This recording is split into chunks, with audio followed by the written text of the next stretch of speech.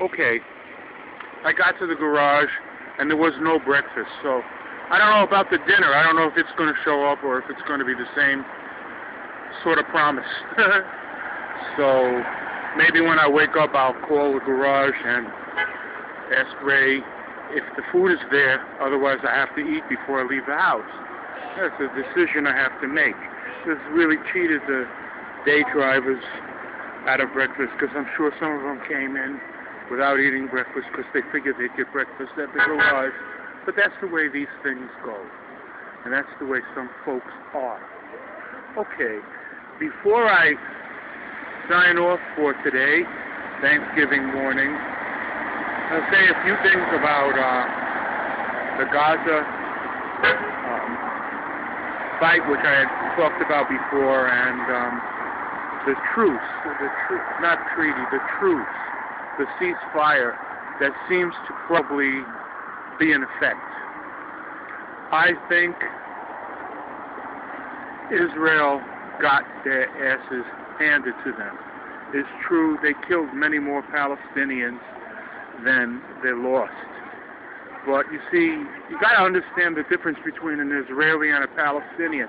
It's kind of like the difference between the Viet Cong and the American GI when I was in the Army. I wasn't even in combat, and I wasn't even in Vietnam. And I had in my pocket, as every soldier, every draftee anyway did, a calendar. This calendar was called the Figmo calendar. A Figmo meaning, fuck it, get me out.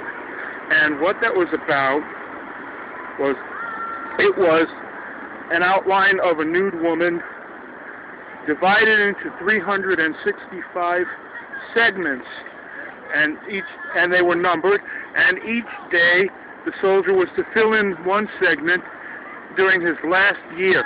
It could be his last year in the military or his last year in Vietnam. Basically, most soldiers, conscripts anyway, did 1 year in Vietnam. And they all had Figmo calendars. So what was the mentality there? Fuck it, get me out. I'm going to stay as close to the ground as I can. I'm not going to be Audie Murphy if I don't have to be. And I'm hopefully going to go home in one piece. That was the mentality. Back in the early days, even when I was a kid, I knew about Israel. I kind of admired Israel. I'm not going to lie to you. I went to some Hashomer Hatzair meetings in Queens, and they're all fanatical as hell, and looking to avenge Hitler on anybody, and thinking that they were socialists. And you don't have many Israelis like that now. What you have, basically, is the Figmo mind. What is the Hamas mind and the Palestinian mind is, we're not going to take this crap, we'll never accept it. If it takes 1,000 years, we're going to get our land back. And that is the difference. The Viet Cong soldier was ready to die. The American soldier was ready to go home. The Israeli young people today live comfortable lives. They don't think too much about vengeance, at least not in a Masada sense. They're not looking to die.